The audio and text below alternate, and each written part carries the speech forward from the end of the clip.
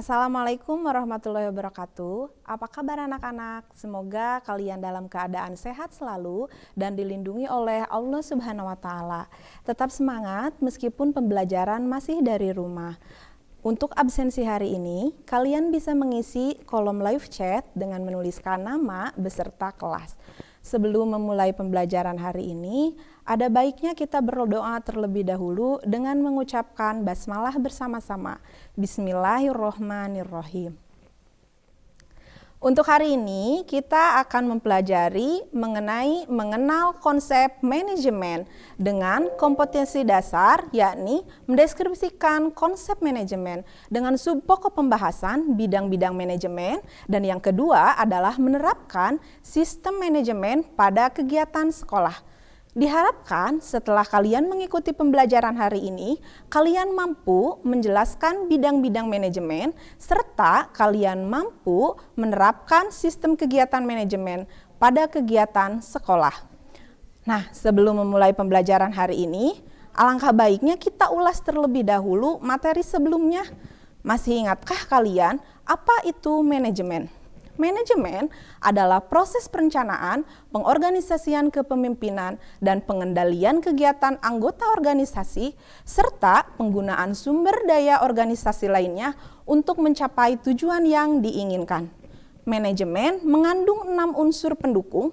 Yang pertama ada man, yang kedua ada money, yang ketiga ada material, yang keempat ada mesin, yang kelima ada metode, dan yang terakhir adalah market.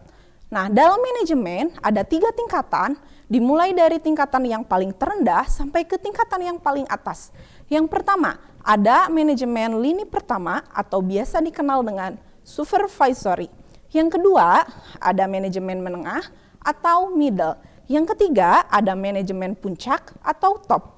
Nah, dalam manajemen ada 4 fungsi. Yang pertama adalah planning, yang kedua adalah organizing, yang ketiga adalah actuating, dan yang terakhir adalah controlling.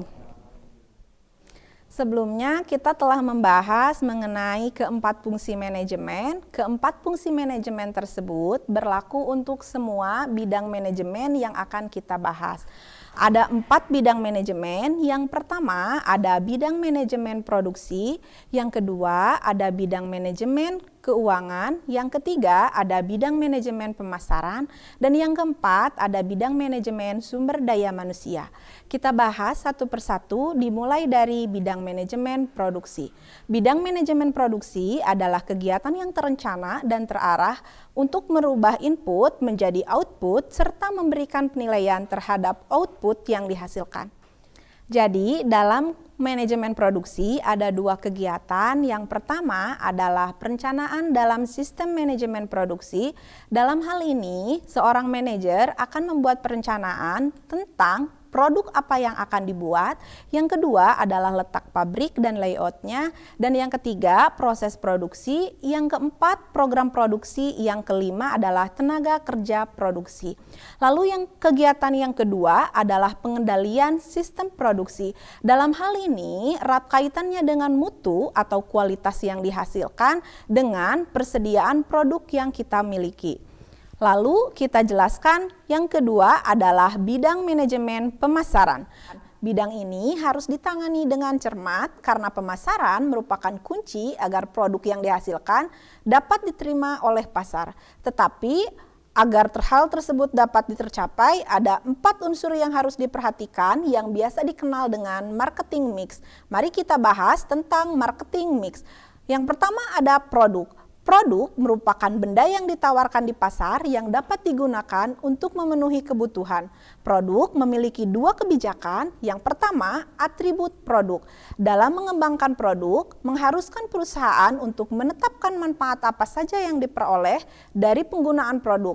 Nah, manfaat tersebut dapat ditunjukkan melalui atribut produk. Di dalamnya bisa menjelaskan mengenai desain produk, lalu membuat kemasan produk. Di dalam kemasan tersebut ada mutu, lalu ada label, merek, dan kita bisa memaparkannya secara jelas.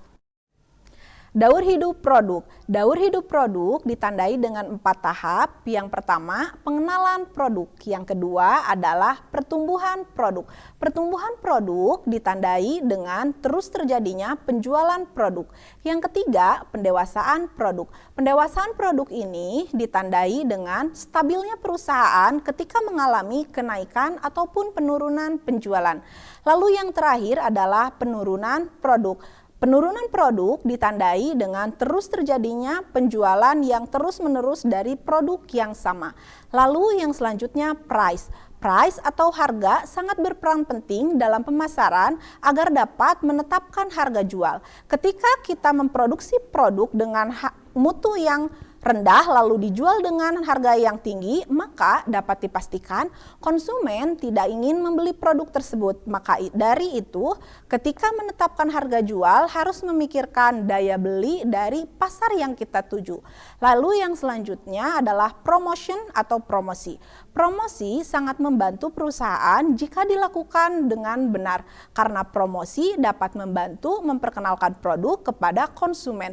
Dalam promosi kita bisa menggunakan media elektronik, media cetak, ataupun media lainnya. Lalu yang terakhir adalah place. Ketika kita sudah memenuhi ketiga poin tersebut, kita perlu tempat yang strategis serta cara distribusi yang tepat. Nah, yang selanjutnya adalah bidang manajemen keuangan. Bidang manajemen keuangan adalah bidang yang membahas mengenai sumber dana, pengolahan dana, dan pelaporan penggunaan dana. Sumber dana bisa berasal dari dalam perusahaan ataupun dari dalam perusahaan.